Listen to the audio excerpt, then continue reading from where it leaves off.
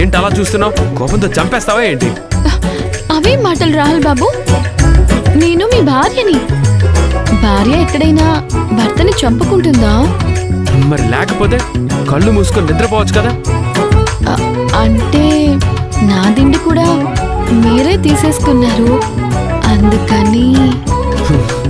ఓ, ఈ దిండు కోసమా నాకు దిష్టి పెట్టేలా చూస్తున్నావు? తీసుకో.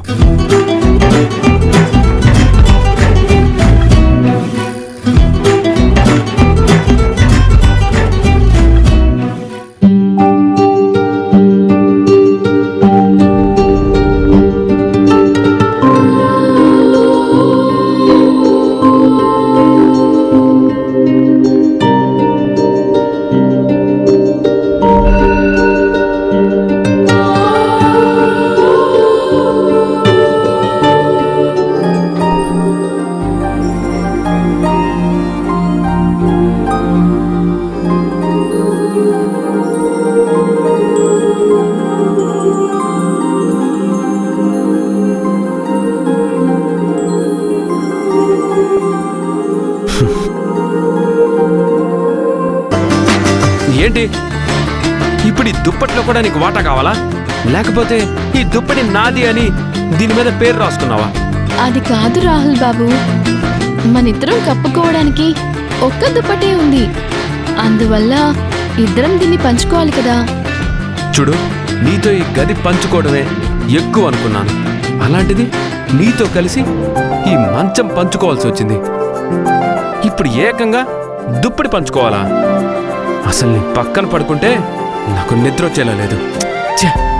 నేను వస్తాను రాహుల్ బాబు. నువ్వెక్కడికి? అదేంటి రాహుల్ బాబు, ప్రతిసారి మీకు ప్రత్యేకంగా చెప్పాలా? నా భర్త అడుగు జాడల్లోనే నేను నడవాలి అనుకుంటున్నాను. పదండి పదండి. చూడు, ఈ 7 రోజులకి నన్ను భర్తగా ఊహించుకో, అంతేకాని ఎక్కడ పడితే అక్కడికి నా అడుగు జాడల్లో నువ్వు నడవాల్సిన అవసరం లేదు. అలా అనకండి రాహుల్ బాబు, మీరెక్కడుంటే అక్కడే నా జీవితం. మీరు ఎటు వెళ్తే అదే నా మార్గం. నేను పరిపూర్ణమైన భార్యగా నడుచుకోవాలనుకుంటున్నాను, నాకు అడ్డు రాకండి. చూడు, నువ్వెన్ని నాటకాలాడినా ఆ నాటకాలకి నేను కరిగిపోను. నువ్వెన్ని సూక్తులు చెప్పినా ఆ సూక్తులకి నేను మారిపోను. కరిగిపోవడానికి మారిపోవడానికి పెద్ద పెద్ద కారణాలు అవసరం లేదు రాహుల్ బాబు.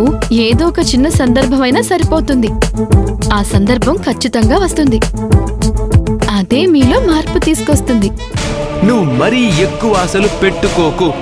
ఈ 7 రోజుల తరువాత నువ్వనుకున్నది నెరవేరకపోతే నువ్వే బాధపడాల్సి వస్తుంది, అంతే.